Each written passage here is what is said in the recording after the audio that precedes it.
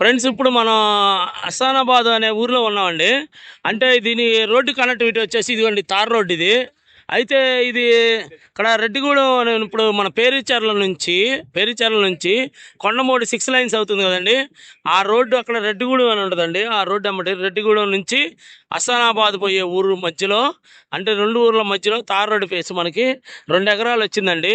ఇదిగోండి అప్పుడు మీకు అక్కడ చూపిస్తున్నా చూడండి ఫ్రెండ్స్, ఇది తార్ రోడ్ అండి. ఈ తార్ రోడ్ ప్లేస్ ఇదిగోండి లోపల. అక్కడ మీకు ఆ చెట్లు ఉన్నాయి చూడండి ఫ్రెండ్స్, అక్కడ ఆ చెట్ల కాడ నుంచి ఆడ పత్తి వేసింది చూడండి, రెడ్ రెడ్ సాయిల్ కనపడుతుంది. ఆ రెడ్ సాయిల్ అండి ఇది మొత్తం వచ్చేసి మనకి 2 ఎకరాలు. ఇది మొత్తం ఇది సేల్కి వచ్చిందండి, పత్తి వేసారు ఇప్పుడు దాంట్లో. ఇదిగోండి ఫ్రెండ్ ఇదిగోండి ఫ్రెండ్స్, ఇది ఇటు వెళ్తే హసనాబాద్ వెళ్తాం. హసనాబాద్ అంటే ఇప్పుడు మనకి పేరుచెర్ల నుంచి కొండమూడు వెళ్ళే 6 లైన్స్కి ఆ రోడ్డుకి హైవేకి జస్ట్ ఒక 5 కిలోమీటర్స్ వస్తామండి లోపలికి. ఇటు హసనాబాద్ వెళ్తాం, ఇటు రెడ్డిగూడెం. ఆ రెడ్డిగూడెం నుంచి మనం లోపలికి వస్తామండి. ఆ రెడ్డిగూడెం హైవే నుంచి లోపలికి వస్తాం. జస్ట్ 5 to 6 కిలోమీటర్స్ వస్తామండి. ఇది చేను మీకు చూపించేది. అక్కడ రెడ్లో ఉంది చూడండి, రెడ్ సాయిల్. అక్కడ పత్తి వేశారు.